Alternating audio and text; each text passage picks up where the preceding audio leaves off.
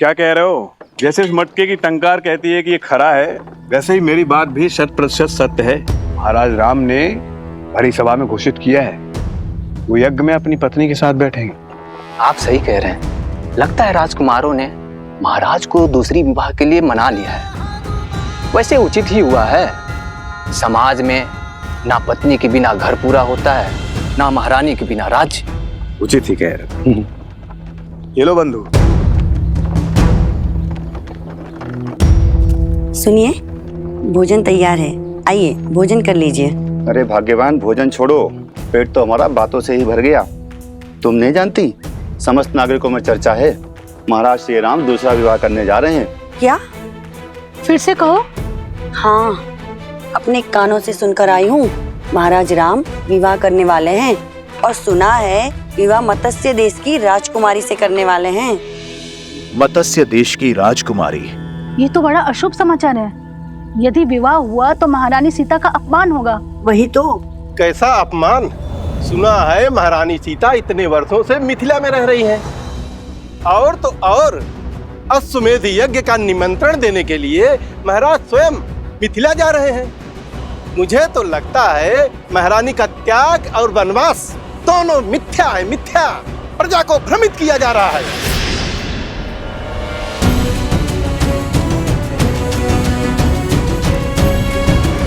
तुम्हारी सोच की भांति तुम्हें मिठाई भी भ्रष्ट है।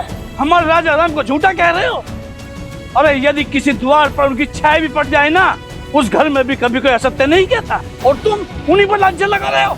बहिष्कार करो, बहिष्कार करो, बहिष्कार करो, बहिष्कार करो। बहिष्कार करने से पहले इसको इसके पापों का पुरस्कार तो मिलना चाहिए।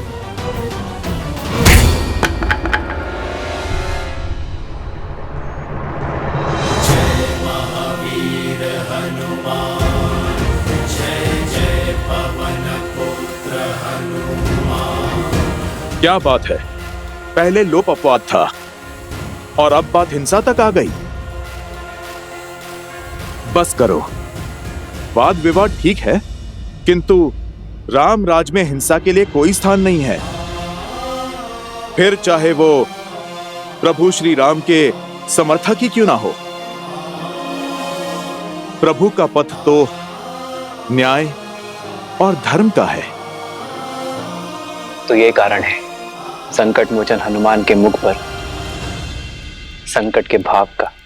प्रभु, मैं जानता हूं कि आपने मुझे वेश बदलकर प्रजा के बीच इसलिए भेजा ताकि समाज में हो रही हर एक बात बिना किसी आवरण के आप तक पहुंचे प्रभु। परंतु प्रभु, किंतु तुम ये काज पुनः नहीं करना चाहते।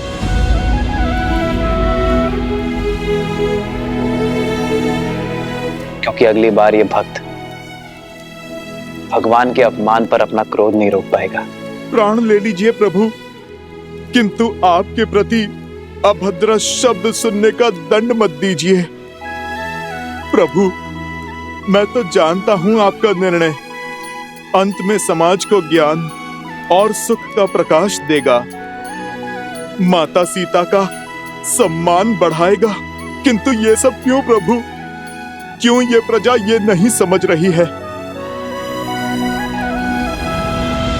क्योंकि लोक अपवाद अभी कुछ समय के लिए ठहरा है हनुमान, पूरी भांति समाप्त नहीं हुआ है। संदेह था मुझे कि ये राक्षसी शक्तियां अश्वमेध यज्ञ के मेरे घोषणा के पश्चात पुनः प्रभावशाली होंगी। किसी अच्छे गुण को संजोने में, उसे बनाने में जीवन निकल जाता है हनुमान, किंतु उसे बिगाड़ने के लिए एक क्षण भी बहुत है। राक्षसी वृत्ति के विरुद्ध हमारा ये युद्ध बहुत लंबा है, कई चरण है उसके। सहस्त्रमुख रावण की सोच को अभी प्रजा के मन से निकालने में बहुत समय शेष है हनुमान। बहुत शुभ समाचार लाए हो भानासुर। अश्वमेध यज्ञ में राम का अपनी पत्नी के साथ बैठने की सूचना का उपयोग हम उसके विरुद्ध करेंगे। लोक अपवाद की जो अग्नि बुझ गई थी उसे फिर भड़काएंगे। तुम जो कर रहे हो करते रहो। जी महाराज। और मैं पूरी अयोध्या को यह विश्वास दिलाऊंगा कि उनके नर रूपी नारायण राजा राम केवल एक धूर्त राजनेता है। सीताराम। और सब तुम्हारी भांति पवित्र और निस्वार्थ तो नहीं होते ना हनुमान, जिन पर विकारों का प्रभाव ना हो। मानव मन अति चंचल होता है हनुमान। जिस प्रकार गर्भ में सोए अबोध शिशु की लात माता आनंद से सह लेती है, उसी प्रकार प्रजा की भूल होने पर एक राजा को क्रोधित होने का अधिकार नहीं है। यह अश्वमेध यज्ञ मेरी प्रसिद्धि के लिए नहीं, अयोध्या के कल्याण के लिए है। हमें राक्षस और राक्षसी सोच को अयोध्या से भगाना है। इस यज्ञ के पूर्ण होने पर कोई भी आसुर या आसुरी शक्ति अयोध्या में छुपकर नहीं बैठ पाएगी।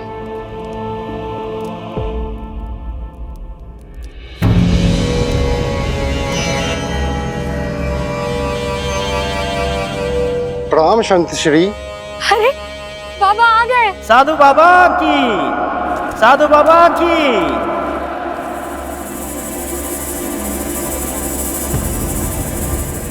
लोक अपवाद की जो अग्नि बुझ गई थी उसे फिर भड़काएंगे। तुम जो कर रहे हो करते रहो। धर्मधारी राम पुजारी बाना बाबा की जय।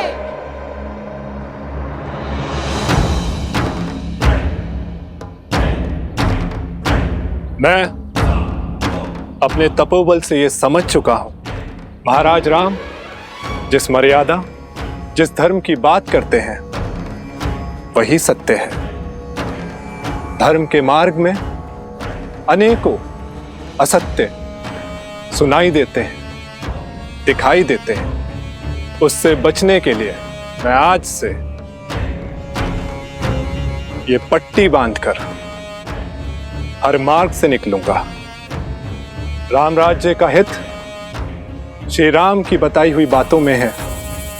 हम सब श्री राम की पूजा करते हैं क्योंकि उन्होंने धर्म के लिए अपनी पत्नी तक का त्याग कर दिया। परंतु यदि महाराज उस त्यागी हुई सीता को पुनः अयोध्या ले आएंगे तो वो त्याग नहीं, छल होगा। अब अयोध्या में उस त्यागी हुई सीता के लिए कोई स्थान नहीं। अब कोई मर्यादा को भंग करने का दुस्साहस नहीं करेगा। बिल्कुल उचित कहा बाबा जी। ये तो हमारी भावनाओं के साथ छल होगा। रामधारी राम पुजारी बाबा की जय। रामधारी राम पुजारी बाबा की जय। रामधारी राम पुजारी बाबा की जय। आइए सब बाबा का आशीर्वाद लीजिए।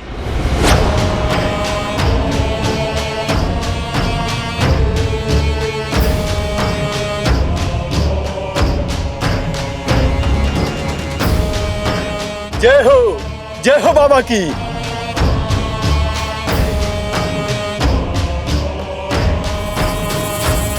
जय हो बाबा जी की।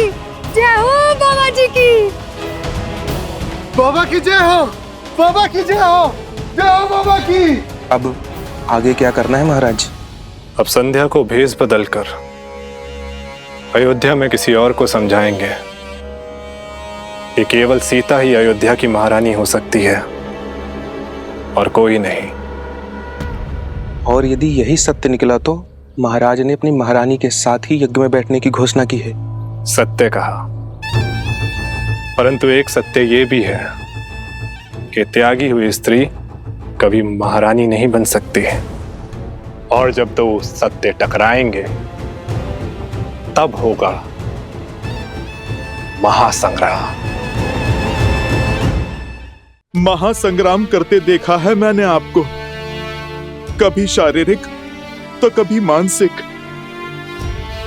इतना सब कुछ सहकर भी इतने शांत कैसे रह लेते हैं आप प्रभु? मेरे मन का हर ज्वार सीता के वचन का विश्वास शांत करता है हनुमान। सीता और मेरी संतान के लौटने का प्रण मुझे प्राण देता है। और मैं ही क्यों, मेरी सीता भी तो उसी क्षण की प्रतीक्षा में है।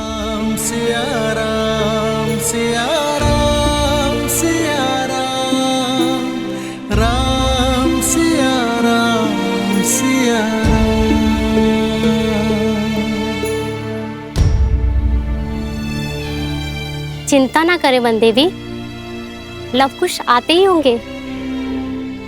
जानती हूँ, किंतु दिन ढलने के साथ साथ मन व्याकुल हो रहा है। लव कुश आ गए, लव कुश आ गए, लव कुश आ गए, लव कुश आ गए, लव कुश आ गए।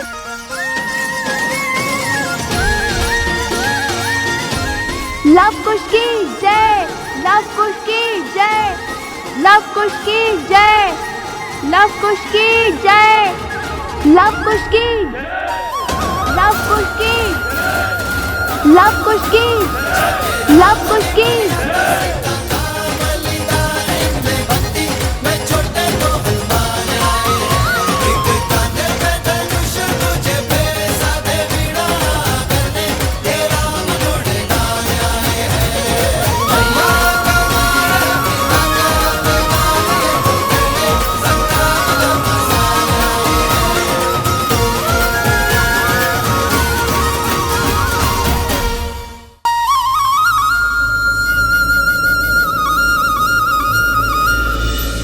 श्री राम की अर्धांगिनी सीता है वो, सीता। तुम ठीक तो हो ना सोमकरण?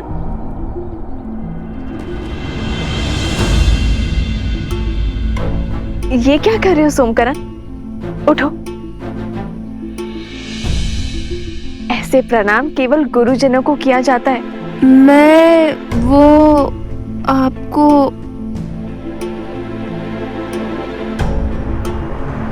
ओहो, जब से राक्षसों के बीच रहकर आया है, लगता है जैसे इसका मस्तिष्क स्वयं के नहीं, उनके नियंत्रण में है। देखिए कैसे विचित्र व्यवहार कर रहा है, कुछ बोल ही नहीं रहा। इतना ही नहीं माता, वन में फल तोड़ने से लेकर हमें खिलाने तक सब इसी ने किया।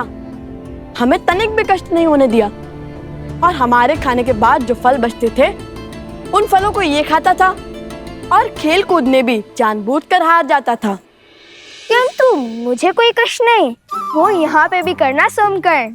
कुश, बुरी बात। मित्रों में समानता होनी चाहिए। तुम दोनों ने उसके प्राण बचाए, कदाचित इसलिए इसका मन अनुग्रह से भर गया है। उचित कहा देवी। किसी महान राज्यों के महान राजकुमारों के भांति आपके पुत्रों ने मेरी रक्षा की ना, इसीलिए मैं आपको सम्मान देने आया हूँ। राजकुमार लव, राजकुमार कुश। ओहो, बस करो ये सम्मान करना, अन्यथा अगली बार सहायता नहीं करेंगे तुम्हारी। वैसे छवि और साहस तो राजकुमारों सा ही है, हमारे लव कुश का। महाराज जनक ने भी तो यही कहा था ना कि इन दोनों को देखकर उन्हें अयोध्या के राजकुमारों का स्मरण हो आया था।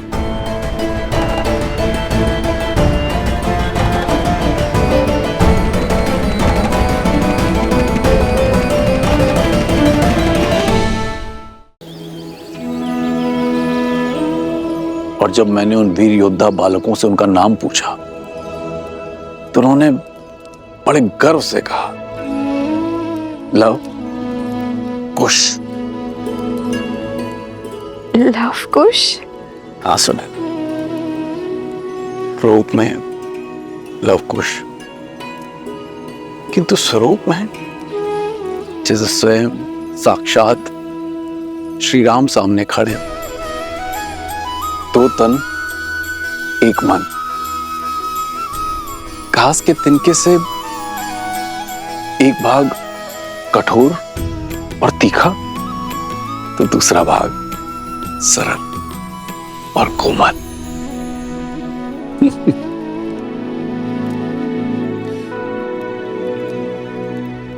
जानता हूं इस कथा को सुनकर तुम अत्यंत व्याकुल हो रही है, किंतु बताना भी आवश्यक है, क्योंकि उन वीर बालकों को देखकर मुझे अयोध्या के राजकुमारों का स्मरण आया। और मुख, क्या उनके मुख पर आपको सीता के मुख की आभा नहीं दिखी? और उसके माथे की रेखाएं भी नहीं दिखी आपको? मैं उनकी माता से मिला, किंतु वो सीता नहीं थी। और छवि, क्या आपको उनमें सीता की छवि भी नहीं दिखाई दी? 40 वर्षों से मैंने अपनी पुत्री सीता का मुख भी नहीं देखा। अब तो उसकी स्मृति भी विस्मृत होने लगी है। आप विश्राम कीजिए, आप अस्वस्थ क्या कर रही हैं आप? आप ले चलिए मुझे, मैं क्षण भर में अपनी सीता को पहचान लूंगी। आप ले चलिए मुझे, ले चलिए। तो क्या सीता का पिता इतना अभागा है कि उसकी पुत्री सीता सामने होती है और वो पहचान भी नहीं पाता? मैं वन देवी से मिला हूं। आप कहीं नहीं जाएंगे, आप विश्राम कीजिए, आप अस्वस्थ हैं। अस्वस्थ हूँ? जब से मेरी पुत्री चली गई है, मैं क्षण भर में उसे पहचान लेती। आप उन ऋषि कुमारों को खोजने के लिए 8 दिशाओं में अपने सैनिकों को भेज दीजिए। मैं उन्हें देखते ही उनके अस्तित्व का पता कर लूंगी। आप कुछ कीजिए ना।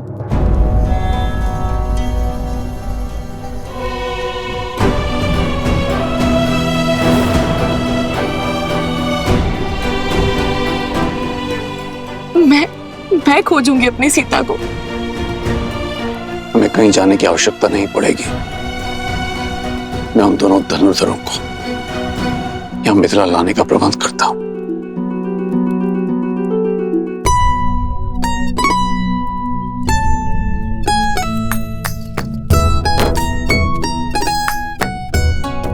लव भैया, अभी तो स्वच्छ किया था, विशेष तुनीर को लेकर क्यों बैठ गए?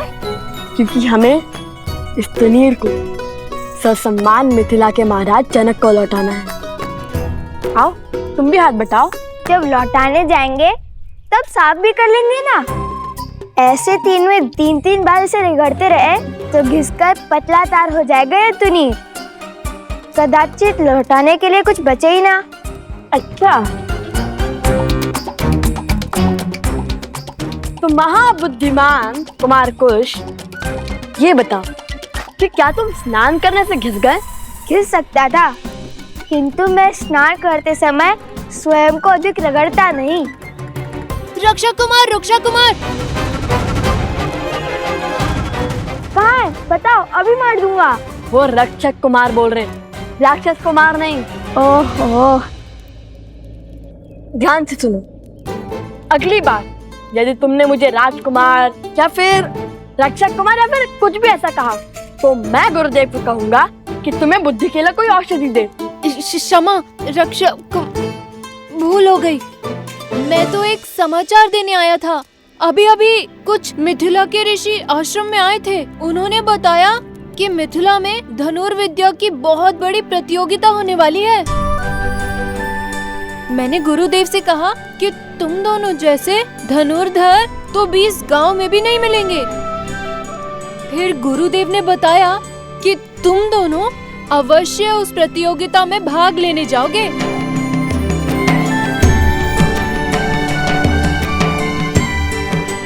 अब केवल भगवान वाल्मीकि की आज्ञा शेष है। लो, महाराज जनक को तुनीर लौटाने का अवसर मिल गया। हम मिथिला जाएंगे भैया। अवश्य जाएंगे। तो रुक क्यों गए? तुनीर स्वच्छ करते हैं, अन्यथा मिथिला नरेश कहेंगे कि भेंट को सम्मान से नहीं रख पाए हम। हाँ, अवश्य।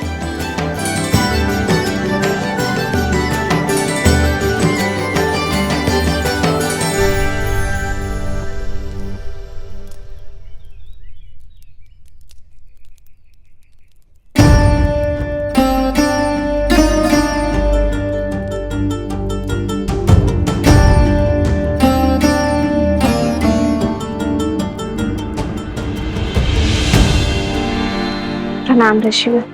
कल्याण हो। शब्दों में नमन, किंतु मुख मुद्रा में मनन। वन देवी, सबसे पहले तो मेरा धन्यवाद स्वीकार कीजिए। आपके पुत्रों ने मेरे भाई सोमकर्ण को बचाकर हम पर बड़ा उपकार किया है। अपने मित्र की सहायता करना उनका कर्तव्य था, और फिर लवकुश अपने गुरु भाई को अकेले संकट में कैसे छोड़ सकते थे। अवत्सरा, तुम ऋग्वेद के ज्ञाता हो। शिष्यों को मंदिर में ले जाकर पाठ आरंभ करो, मैं आता हूं। जो आज्ञा ऋषिवर, चलो। बताइए वन देवी, क्या समस्या है?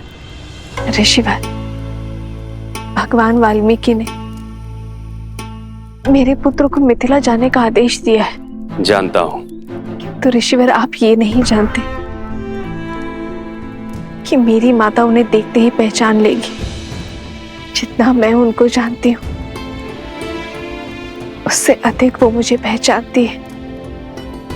वो मेरे पुत्रों में मेरी छवि अवश्य देख लेंगी। भेद खुलने का भय स्वाभाविक है वन देवी, किंतु आपको जो उचित लगे आप वो कीजिए। शेष सब नीति का निर्णय। जब बीज के अंकुरित होने का समय आता है तो उसे भूमि से बाहर आने से कोई रोक नहीं सकता।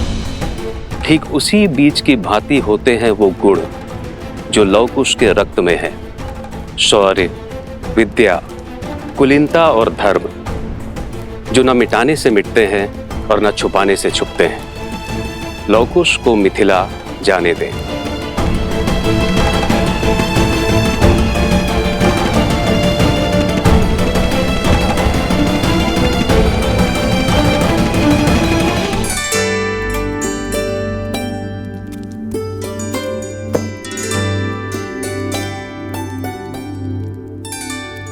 मार्ग इतना भी लंबा नहीं है कुछ। मार्ग तो फल्गु तक का भी इतना लंबा नहीं था, किंतु लंबा हो गया था ना।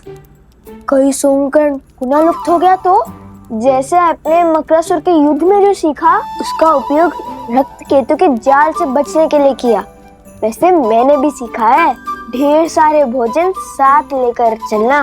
हे कुमार कुश, इस बार कहीं नहीं जाएगा सोमकर्ण, क्योंकि इस बार हमारे मार्ग में हमारे साथ उसके भाई और हमारे उपगुरु अवस्त्रा भी साथ जा रहे हैं। और भला बड़े भाई के होते हुए छोटे भाई को कुछ हो सकता है क्या?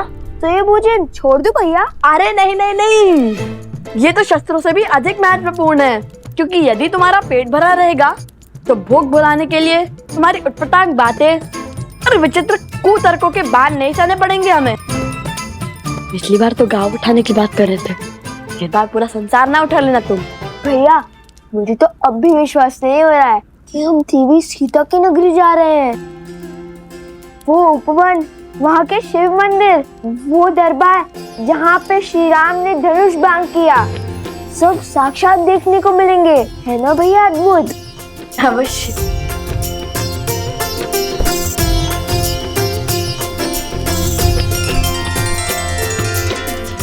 जो आपका कार्य है आप वो कीजिए और नीति को अपना कार्य करने दें।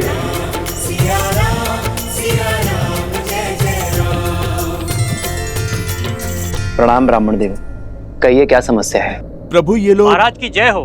मैं मत्स्य राज्य से आया हूँ, आपके लिए मत्स्य राज की राजकुमारी का विवाह का प्रस्ताव लेकर। ये देखिए महाराज, उर्वशी और रंभा से भी अधिक सुंदर है हमारी राजकुमारी।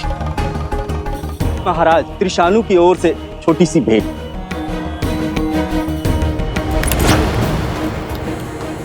हमारे महाराज तो धन के साथ आपको अपने राज्य का चौथा भाग भी देने के लिए सज्ज है श्री राम।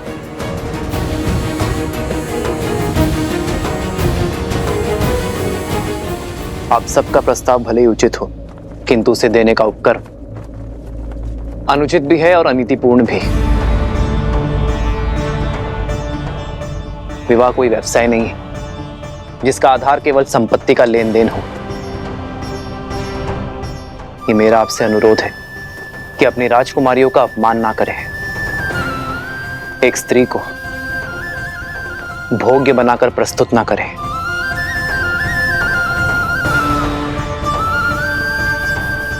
अपना वर चुनने का अधिकार केवल स्त्री का होता है।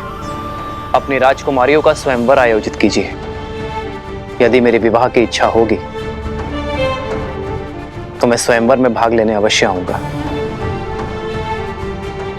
धन्य है आप श्री राम, आपके शब्दों ने हमें हमारी भूल का आभास करवाया। आपके आदेश का पालन अवश्य होगा। धन्यवाद। आप सब बड़ी दूर से आए हैं, कुछ दिनों के लिए अयोध्या में विश्राम आदि करके ही लौटिएगा। आज्ञा दे।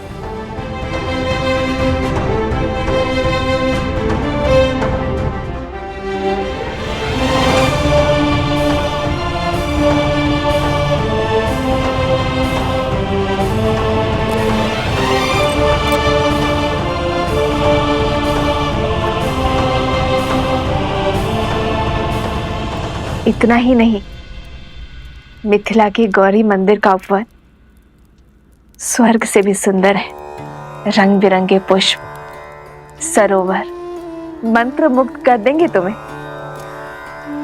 माता, ऐसा लगता है जैसे आप मिथिला और महारानी सीता के दर्शन कर चुकी हैं।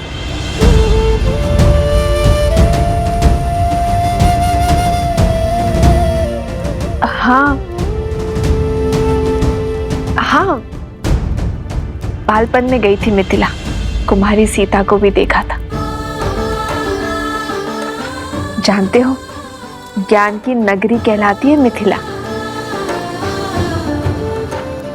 जब हम तुनील लौटाने महाराज जनक से मिलेंगे तब हम उन्हें बताएंगे कि हमारी माता महारानी सीता की सखी थे। महारानी सीता की नगरी देखने के लिए रहा नहीं जा रहा मुझसे तो। एक बात स्मरण रहे, तुम दोनों वहां स्पर्धा में भाग लेने के लिए जा रहे हो, तो बाकी प्रतियोगियों से भिन्न नहीं रहना, क्योंकि यदि उन्हें ज्ञात हुआ कि तुम दोनों मिथिला नरेश को जानते हो तो बातें बनेंगी। तुम दोनों जीत तो जाओगे, किंतु अन्य स्पर्धक मिथिला नरेश पर पक्षपात का लांछन लगाएंगे। तो उचित यही होगा इस स्पर्धा के अंत होने तक तुम दोनों उनकी दृष्टि से ओझल रहना। जी माता। किंतु अंत में तो हमें तो उनसे मिलना ही होगा ना। हम उन्हें कहेंगे कि प्रभु श्री राम और महारानी सीता के नाम पे पत्र लिख दे, जिससे अयोध्या पहुंचाने का कार्य हम करेंगे। और इसी बहाने प्रभु श्री राम और महारानी सीता दोनों के दर्शन पालेंगे। अवश्य, किंतु महारानी सीता को माता सीता कहोगे तो उन्हें अधिक सुख मिलेगा। माता सीता? माता सीता?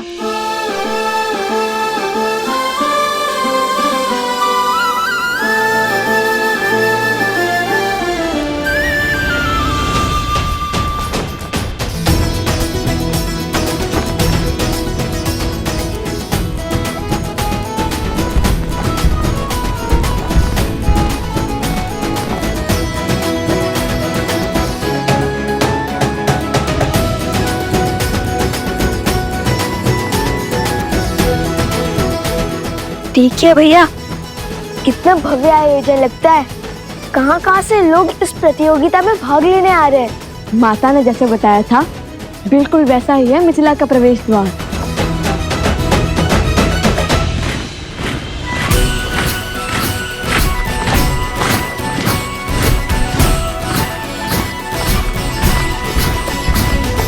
अयोध्या का ध्वज?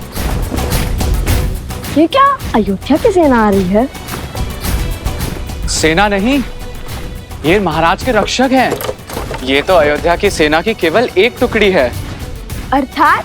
वो देखो, महाराज का रथ, उनका छत्र।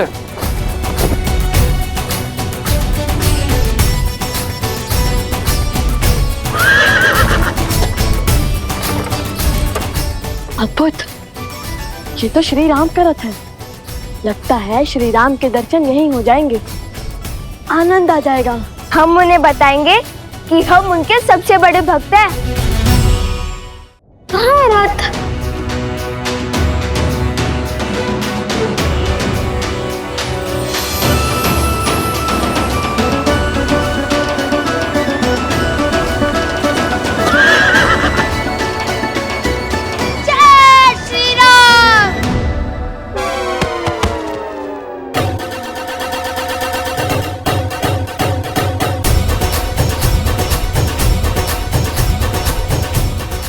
तो चलिए भैया, लगता है श्री राम के दर्शन हो ही जाएंगे। अवश्य।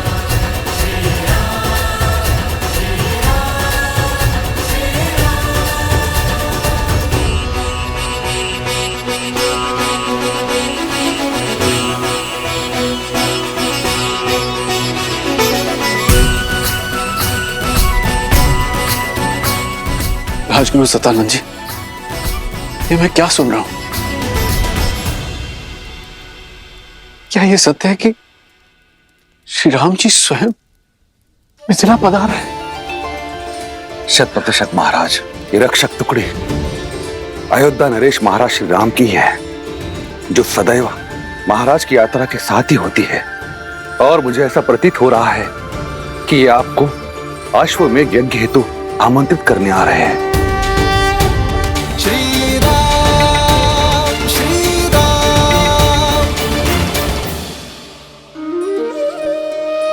तब तो ये संकेत और समाचार दोनों अत्यंत शुभ हैं। कदाचित आज यहां वो होने जा रहा है जो कभी किसी ने नहीं सोचा होगा। भ्राता कुशाध्वज, अयोध्या नरेश के विशेष स्वागत का प्रबंध किया जाए और कोई ये ना भूले कि वो हमारे जमाता भी हैं। क्षमा महाराज, किंतु मिथिला की राजकुमारी आपकी पुत्री का त्याग करने वाले का कैसा स्वागत सत्कार।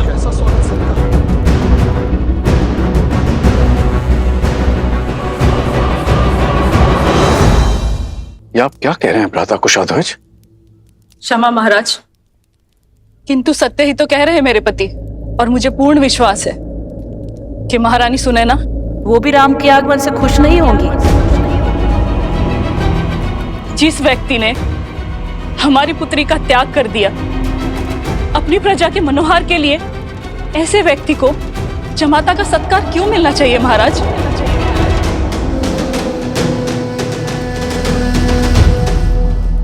उचित कह रही हैं देवी चंद्रभागा। महाराज अयोध्यापति को किसी विशेष स्वागत का अधिकार नहीं है।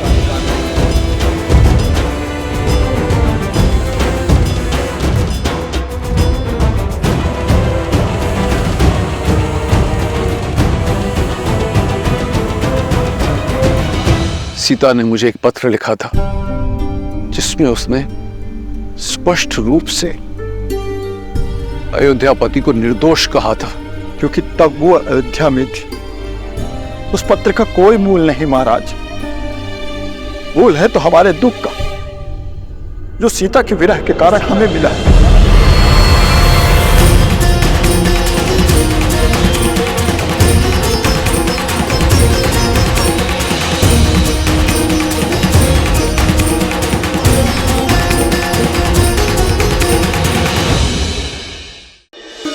भ्राता कुशाध्वज, अयोध्या नरेश के विशेष स्वागत का प्रबंध किया जाए। क्षमा महाराज, आपकी पुत्री का त्याग करने वाले का कैसा स्वागत सत्कार, कैसा स्वागत सत्कार।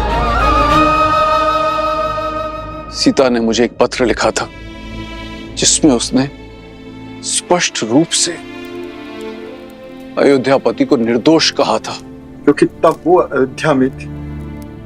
उस पत्र का कोई मूल नहीं महाराज। मूल है तो हमारे दुख का, जो सीता के विरह के कारण हमें मिला है। और आप सबको क्या लगता है कि उस विरह की चोट स्वयं राम ने नहीं सही होगी? कदाचित आप सब नहीं जानते, किंतु मैं अपने जमाता को, उनके धर्म को, उनके त्याग को भली भांति जानता हूं। राजा महाराजाओं की अनेक पत्नियां रखने की प्रथा है कौशल राज में, किंतु इतने वर्ष बीत जाने के पश्चात भी क्यों उन्होंने दूसरा विवाह नहीं किया? क्यों अयोध्या की महारानी का सिंहासन अभी तक रिक्त है? कभी आपने सोचा? क्योंकि राम कोई साधारण व्यक्ति नहीं है। आज नहीं तो कल उनके इस निर्णय का कारण भी हम सब जान जाएंगे, किंतु इस समय सर्वप्रथम हमें उनके स्वागत की तैयारियां करनी चाहिए।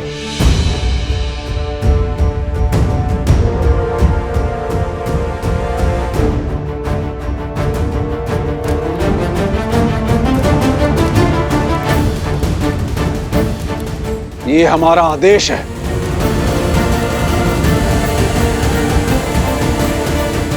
जो आज्ञा।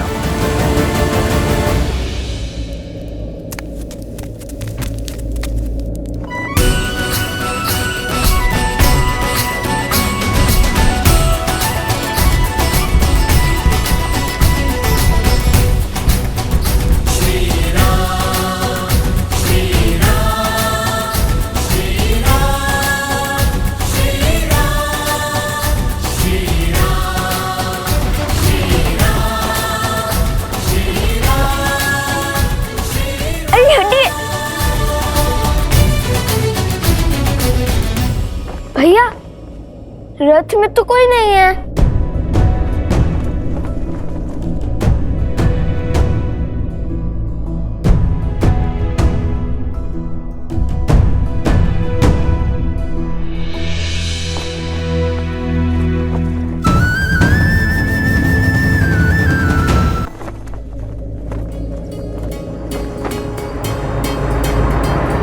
मिथिला नरेश की जय हो। मैं जानता हूं महाराज, आप श्री राम की बाट जो रहे थे, किंतु प्रभु की इच्छा कुछ और थी। वो शीघ्र ही यहाँ उपस्थित होंगे, किंतु अन्य मार्ग से। अरे वो देखो, महाराज जनक श्री राम अवश्य ही उनके साथ होंगे।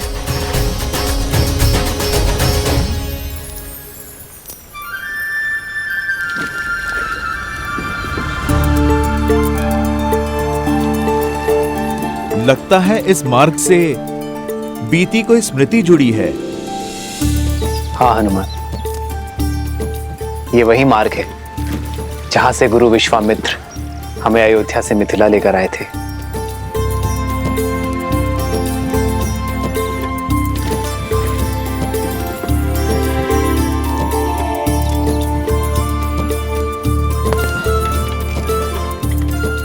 हनुमान, ये मिथिला का पिछला भाग है। सदा धीर रहने वाले प्रभु तनिक अधीर लगते हैं। हो भी क्यों ना, कहीं जाकर किसी को धन्यवाद जो कहना है। यदि प्रवेश द्वार से आते तो नियम और स्वागत के बंधन विलंब कर देते हैं।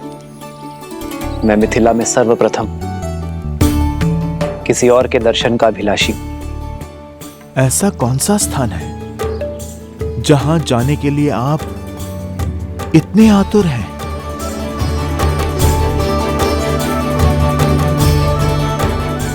आओ हनुमान।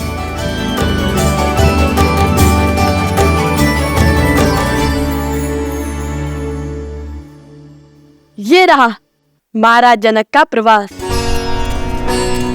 तुम्हें कैसे पता कि ये राजमहल है? किसी राजा के महल सा लगता तो नहीं। क्योंकि महाराज जनक महाराज से पहले एक ज्ञानी और एक पंडित है, और ज्ञान के पुजारी सामान्य जीवन जीते हैं। और हमारी माता ने भी महल का यही वर्णन दिया था। लव और कुश को मिथिला ले जाओ। सारी मिथिला के सामने कहना कि वन देवी ही सीता है।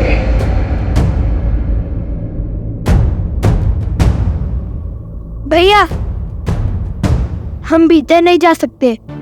माता ने कहा था स्पर्धा से पहले महाराज से नहीं मिलना। अरे हाँ,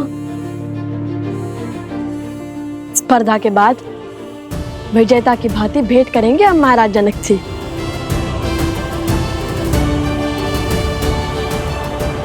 चलिए।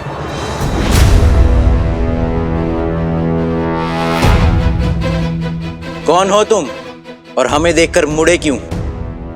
और ये महाराजा जनक का तुनीर तुम्हारे पास क्या कर रहा है?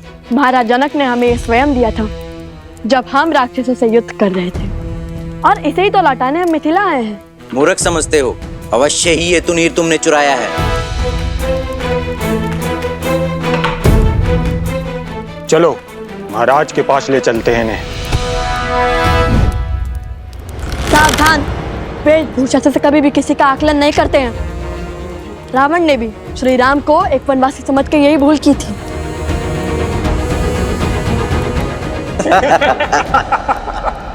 भैया, माता का आदेश भूल गए? अब तुम्हें ज्ञात होगा कि माटी में स्नान किसे कहते हैं।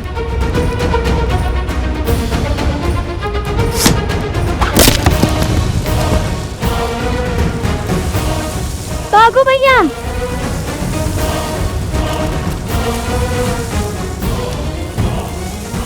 पकड़ो उन्हें।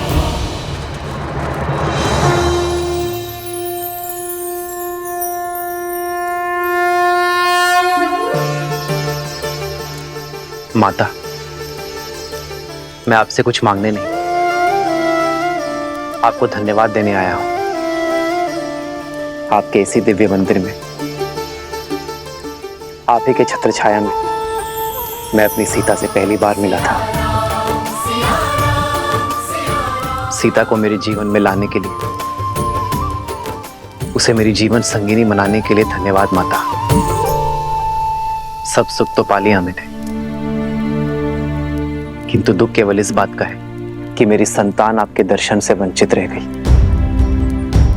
किंतु मुझे पूरा विश्वास है कि शीघ्र ही वो भी आपके द्वार पर होंगे। तो ये है वो स्थान जहां आने के लिए प्रभु इतने व्याकुल थे। हनुमान, आओ निमंत्रण देने चलते हैं।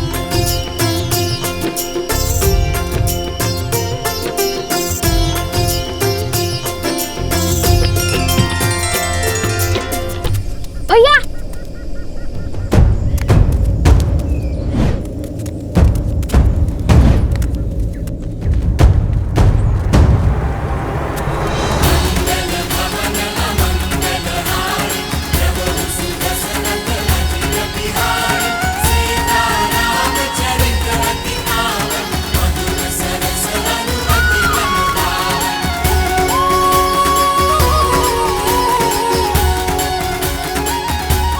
ये बालक कौन है हनुमान? होंगे मिथिला के बालक प्रभु, पर आप देखिए कितने तेज हैं। माता सीता की भूमि में जो है,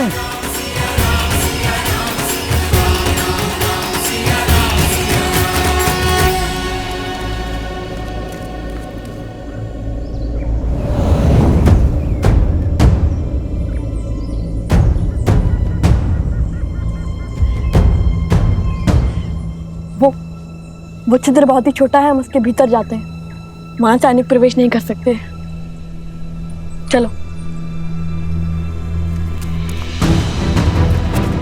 कुछ जल्दी आओ।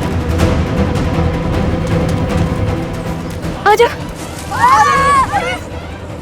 उनमें से एक वो रहा तुनीर चोर, पकड़ो उसे।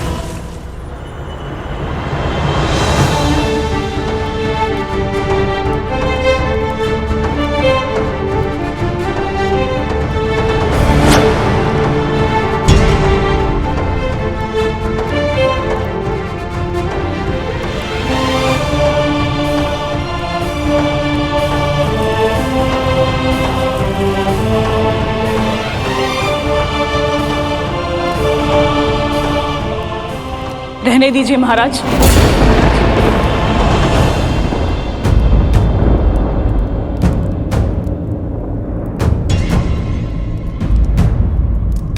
लज्जित न कीजिए।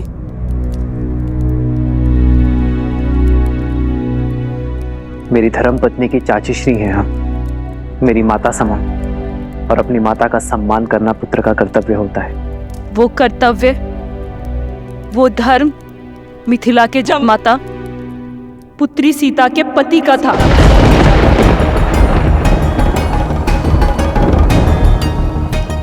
परंतु आज यहाँ अयोध्यापति खड़े हैं, वो अयोध्यापति जिन्होंने धर्म की स्थापना के लिए मेरी पुत्री सीता का त्याग कर दिया। बस चंद्रभागा, बस कर।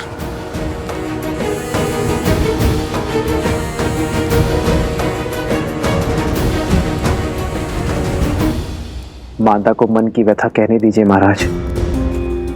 हृदय की पीड़ा को ना बताया तो वो घाव बन जाती है। कितने महान है ना आप, फिर से यहाँ महानता जताने का अवसर खोया नहीं आपने। हर दिशा में आपका गुणगान गूंजता है। हर कोई राम जैसा पुत्र और जमाता चाहता है, किंतु मेरा मन कहता है कि मिथिला की हर एक दीवार पर लिखवा दिया जाए कि अयोध्या में कोई अपनी पुत्री न ब्याहे।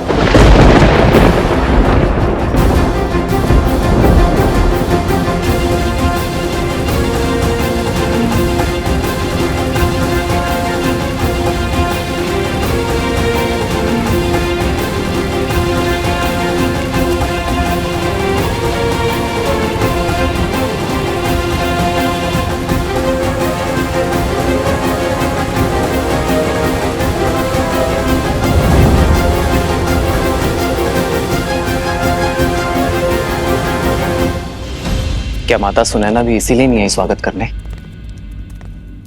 वो भी मुझसे क्रोधित होंगी ना? वो अस्वस्थ हैं, चल फिर भी नहीं सकते। हाँ, हूं मैं आपसे क्रोधित श्री राम।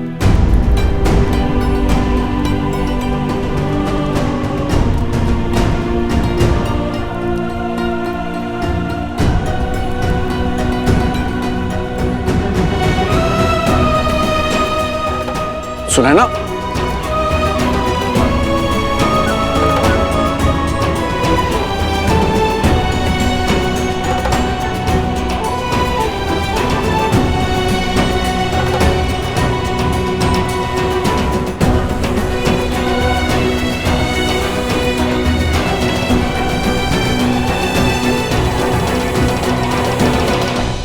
कन्या के विवाह के पश्चात केवल कन्या ही वर के घर की नहीं हो जाती, जमाता भी कन्या के माता पिता के पुत्र बन जाते हैं।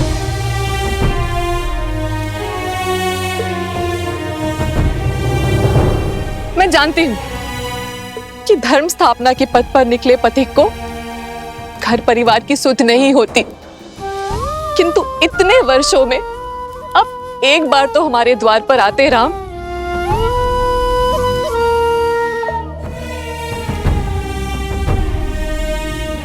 कैसे आता माँ? कहां से लाता इतना साहस? अपना मुख दिखाने की शक्ति कहां से लाता मैं माँ? किंतु आपकी स्थिति का तनिक भी भान होता ना मुझे, तो मैं शीघ्र अति शीघ्र यहां आ जाता। और कोई बहाना है आपके पास?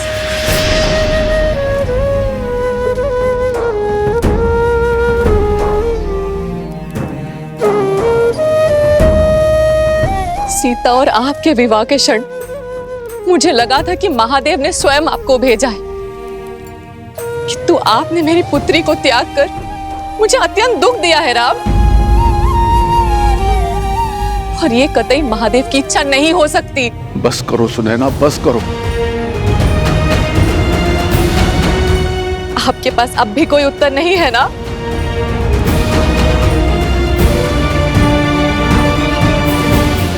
कभी कभी उत्तरदायित्व के बोझ तले उत्तर दब जाते हैं माँ।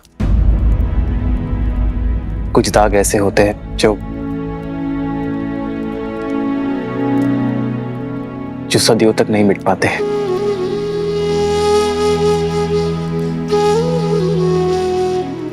मैं यहां कुछ बोलने नहीं,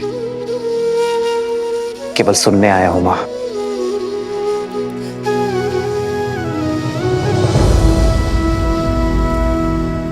एक माँ के मन का भार उतारने आया हूं मैं माँ।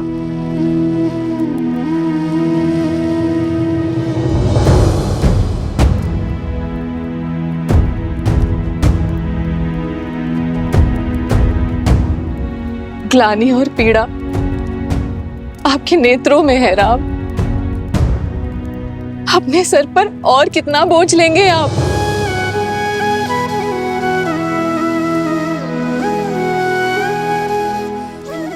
धन्य है आप जो स्वयं के पक्ष में आपको किसी प्रमाण की आवश्यकता नहीं है।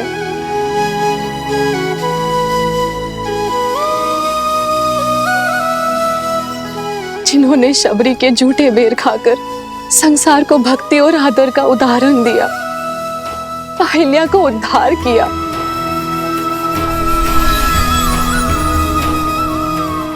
ताड़का को मोक्ष दिया,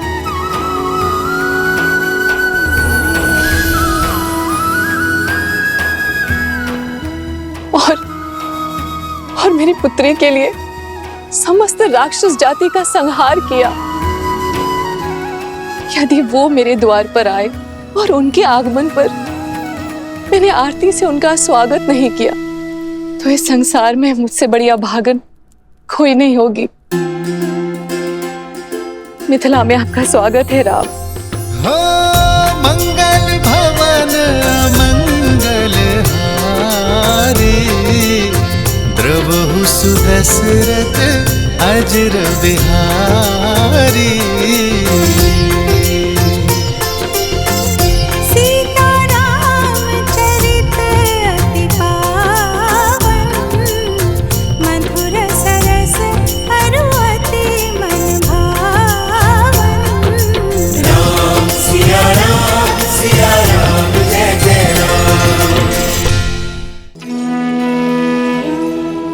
ये तो वही स्थान है जहाँ देवी सीता, नहीं, माता सीता और प्रभु श्री राम मिले थे, वो भी पहली बार।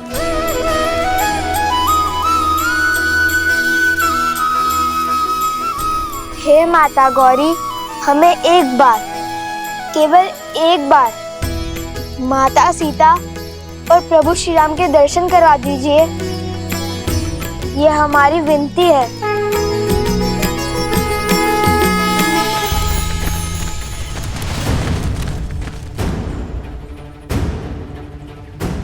भैया, वो विनती करना भूल गया था। वो माता कहती है ना, नम्र शब्द के साथ स्वच्छ मन से जो मांगो मिलता है। तुम ना चलो अब।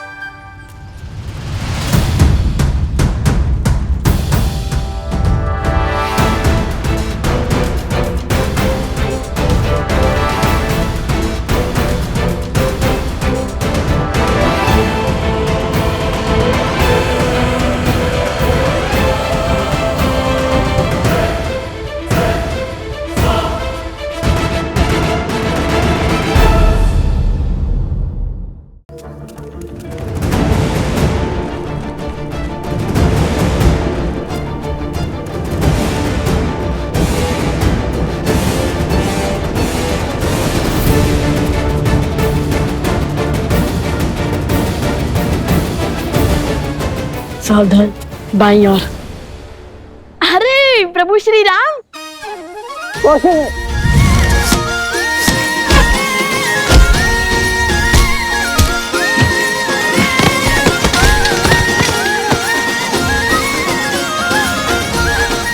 भागो भागो।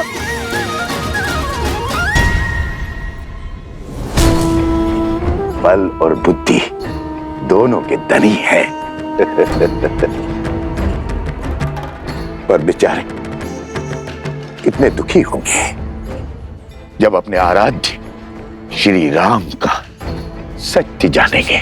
सिया राम की कहानी दर्द से भरी प्रेम कहानी।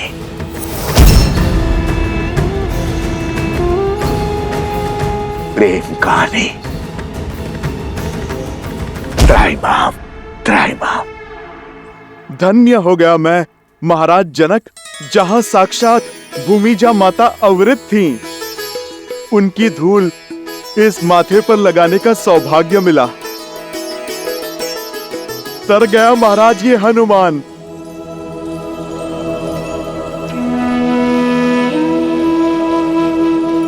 धन्यवाद तो मुझे आपका करना चाहिए। आपने दुख के भवन में डूबी मेरी सीता को तब संभाला था आस का हर दिया बुझने जा रहा था। वक्त से पुत्र बन गए आप उसके। ये तो प्रभु की लीला का फल है महाराज।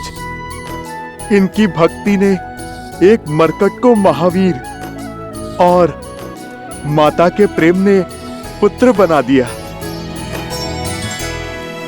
मैंने सुना है अयोध्या में अश्वमेध यज्ञ का आयोजन होने जा रहा है। ये राज्य वृद्धि का उचित मार्ग है। उद्देश्य राज्य की नहीं,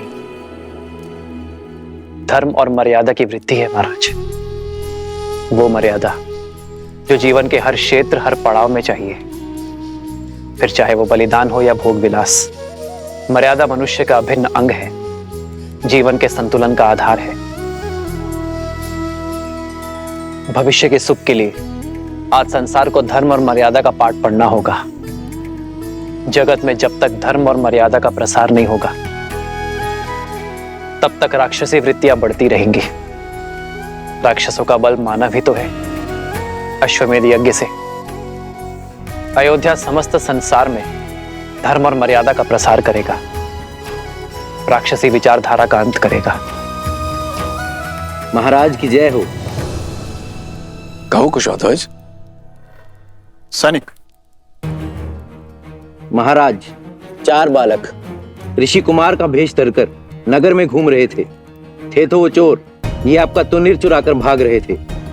आपका तुनीर तो मिल गया है, शीघ्र ही सैनिक उन्हें भी खोज लाएंगे। ये कैसा अनर्थ कर दिया तुमने कुशध्वज। बालक चोर नहीं है, वीर है वो। ये तुनीर मैंने स्वयं उन्हें अपने हाथों से दिया है।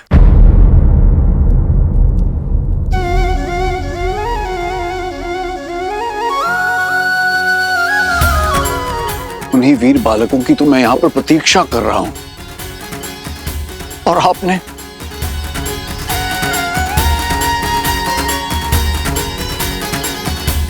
अपने सैनिक लेकर जाइए और उन बालकों को खोजकर सम्मान पूर्वक मेरे पास लेकर आइए। जो आज्ञा महाराज।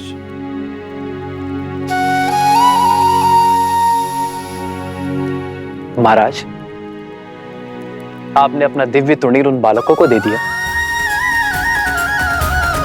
अवश्य ही अद्भुत होंगे वे।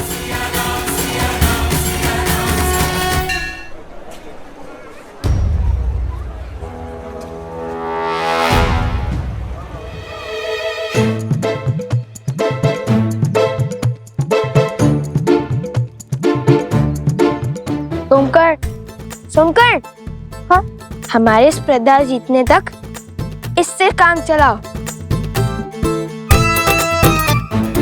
उसके बाद मिठाई क्या, प्रजा अपने विजेताओं को 56 भोग खिलाएगी। कुश, मुझे सैनिक शांत रहो। वे हमारे बारे में ही बात कर रहे होंगे। खोजो उन बच्चों को और ले चलो महाराज के पास। भैया, कहा था ना, तुनीर इतना साफ मत कीजिए। यदि मलिन होता तो किसी को कुछ पता नहीं चलता। अब क्या करें? लगता है पूरी सेना हमारे पीछे पड़ गई है। अब तक श्री राम से तो मिल ही लेते हम। अब ना स्पर्धा में भाग लिए बिना लौट सकते हैं, ना माता सीता श्री राम नाम के परिचय पत्र लिखवाए बिना।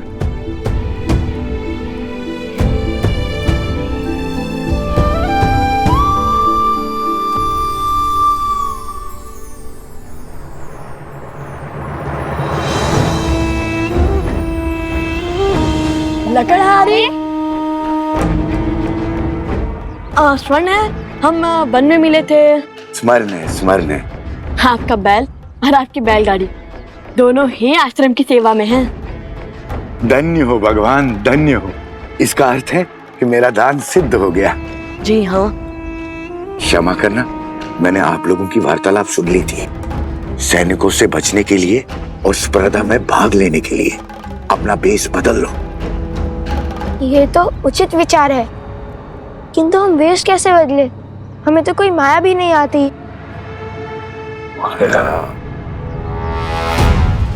अरे देखो, वो रहे, पकड़ो उन्हें। भागो।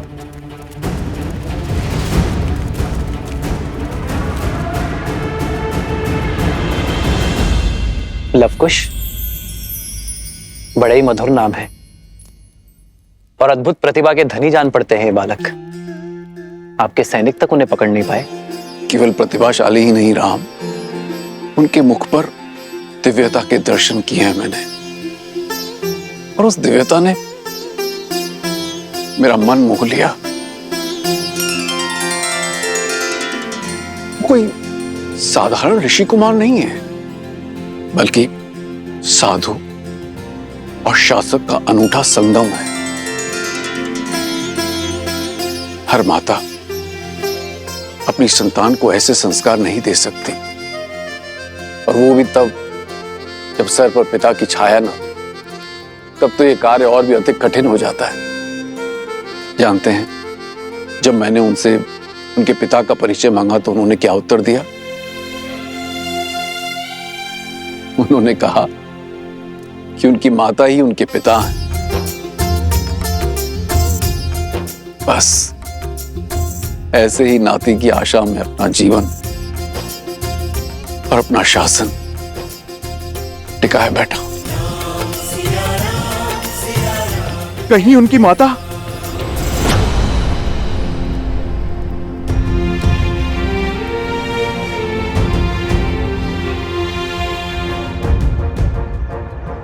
इतनी बड़ी स्पर्धा, इतने आगंतुकों का स्वागत, और ऊपर से ऋषि कुमार।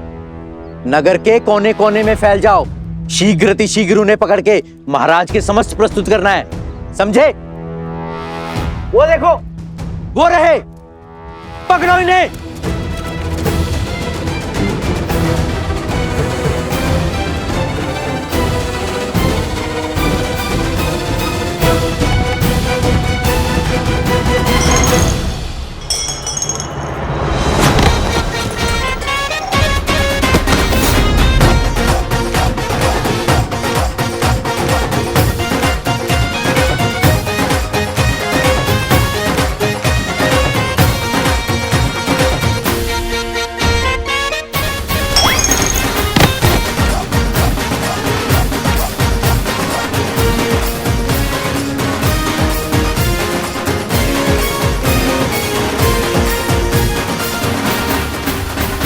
नहीं हनुमान, मैंने उनकी माता वन देवी के दर्शन किए हैं, किंतु सुनैना को ऐसा लग रहा है जैसे मैंने उन बालकों को पहचानने में कोई भूल की है, और वो उन्हें देखते ही क्षण भर में उन्हें पहचान जाएगी कि वो सीता के पुत्र हैं या नहीं।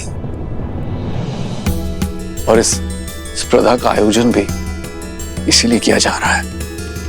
मन भी विचित्र माया है।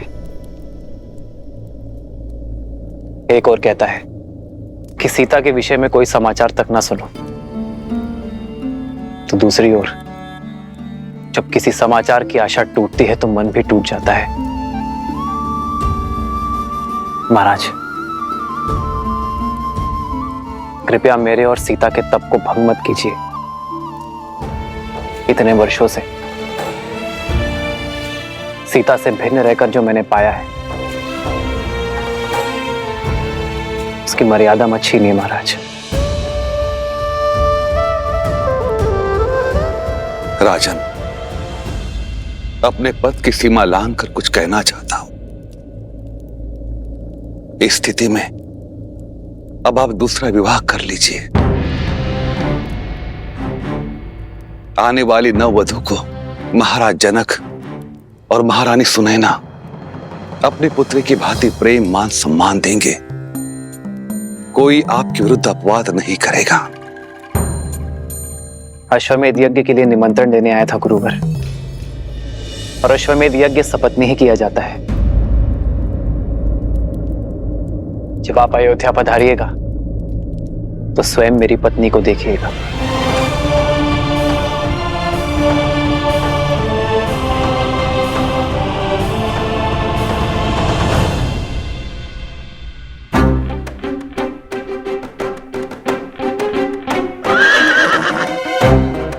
कोश, हमें स्पर्धा में जाना है और तुम अश्व से बातें कर रहे हो? नहीं नहीं, अनुमति ले रहा हूँ। कैसे अनुमति? इस पर सवार होकर सीधे स्पर्धा में जाने की। कौन है? कौन है वहां?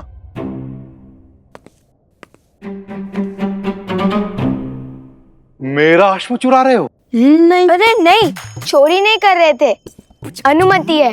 किसकी अनुमति? मैंने तो कोई अनुमति नहीं दी। हाँ हाँ, किसने दी अनुमति? इसकी। और वैसे भी अश्व पे सवारी करनी है तो अनुमति अश्व से ही लेंगे। ये कोई देगा अनुमति? मैं दूंगा अनुमति। तो दीजिए अनुमति। अच्छा, अश्व का चारा है अनुमति कि मांगी और दे दी? कोई चारा ही तो नहीं बचा, इसीलिए। ये देखो, बहुत सारा चारा है। वो चारा नहीं। कोई चारा नहीं। मेरा अश्व चुरा रहे हो और अनुमति मांग रहे हो। निर्लज्ज, चोर। अरे चोरी नहीं की, अनुमति है। अपना अश्व से पूछ लीजिए। मैंने मांगी थी अनुमति और उसने कर कर हाँ किया। अभी सिखाता हूं तुम्हें अश्व की भाषा। सोमवीर, डंडा लाओ, चोर है बाहर।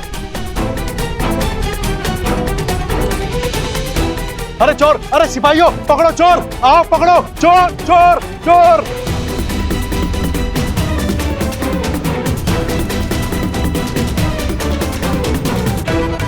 चोर, चोर, चोर, चोर, चोर, चोर।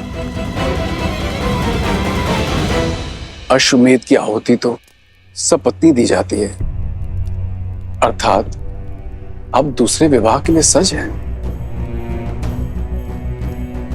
अद्भुत श्री राम, अद्भुत।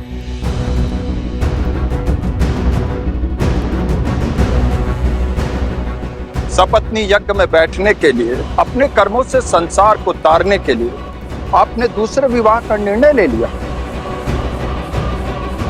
पर मैं आपका अपमान नहीं करना चाहता। मैं बस ये सूचित करने आया हूं कि स्पर्धा की तैयारी संपूर्ण हो चुकी है। कल से स्पर्धा प्रारंभ कर सकते हैं।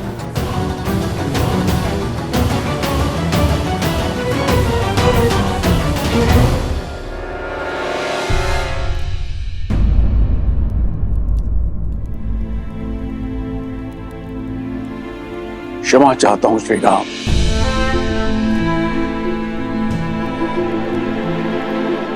आप तो जानते ही हैं, छोटे भाई अपनी भावनाओं को नहीं संभाल पाते। आशा करता हूं कि आप इस अपमान को अपने मन से नहीं लगाएंगे। नहीं महाराज, मुझे उनके नेत्रों में, उनके शब्दों में अपमान नहीं, अपनी भतीजी की पीड़ा का दुख दिखा। उनका भाव समझता हूं मैं महाराज। मैं तो भाव विभोर हूं। ये देखकर कि सीता से कितना प्रेम करते हैं वो,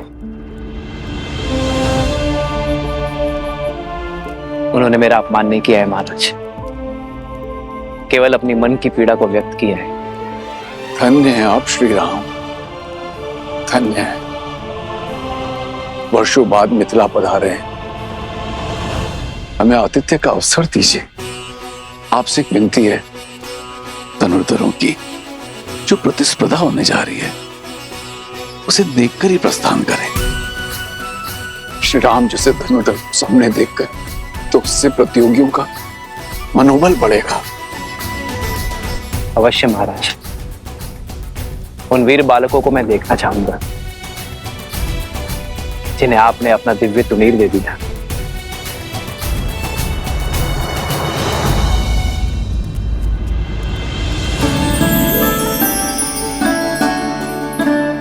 धन्यवाद।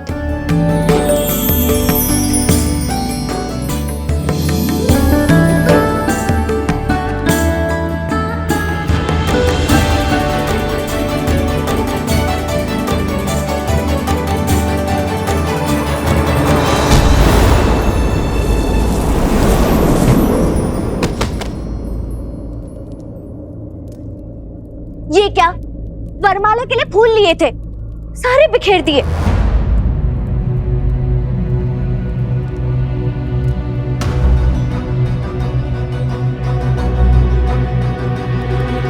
क्षमा करना देवी। क्षमा नहीं, दंड मिलेगा।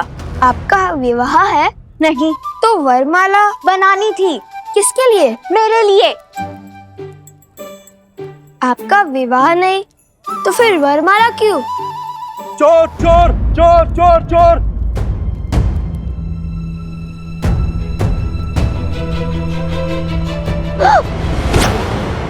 तुम चोर हो?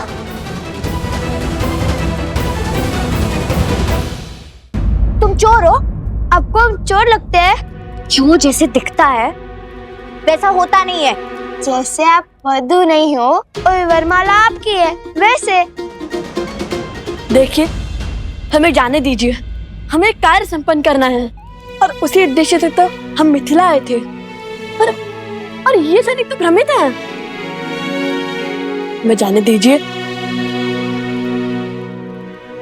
एक शर्त पर। हम आपकी सारी शर्त मानते हैं। छोड़ दीजिए। ये मेरी वरमाला। देखिए, ये मेरा वचन है। संध्या तक आपके लिए वरमाला लाऊंगा और वर भी। छोड़ दीजिए। सुनो, कृपा कीजिए देवी। हम श्री राम के भक्त हैं। प्राण जाए पर वचन न जाए। अरे वो रहे चोर! अरे सिपाहियों पकड़ो! सैनिकों पकड़ो, भागे जा रहा है। बड़ी विचित्र बालक है, पर राम भक्त।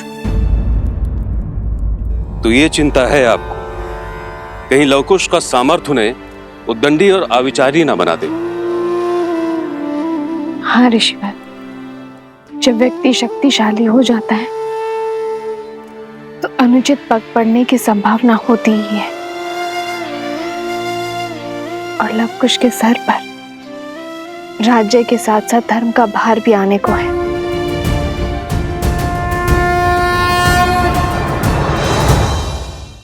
अपने पुत्रों पर विश्वास रखिए वन देवी, क्योंकि उन्हें शिक्षा स्वयं भगवान वाल्मीकि से मिली है।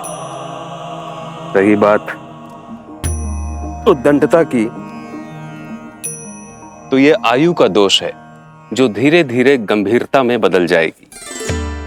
गृहस्थ जीवन की गंभीरता धारण करने से पहले ये आवश्यक है कि मनुष्य थोड़ा विनोद और उद्दंडता का परिचय प्राप्त कर ले।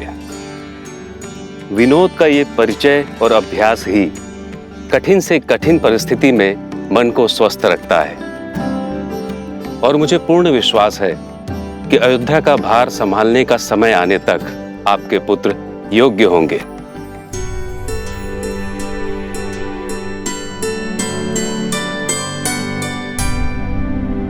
ऋषिवर, क्या भगवान वाल्मीकि लवकुश को अयोध्या लेकर जाएंगे? यदि उन्हें स्वयं लवकुश को ले जाना होता और केवल राम परिवार को एक करना होता तो इतने वर्षों तक आपको वनवास का दंश क्यों भोगने देते?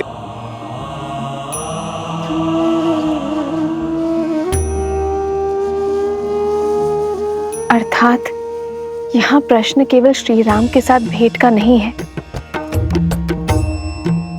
बल्कि समस्त अयोध्या के हृदय परिवर्तन का है।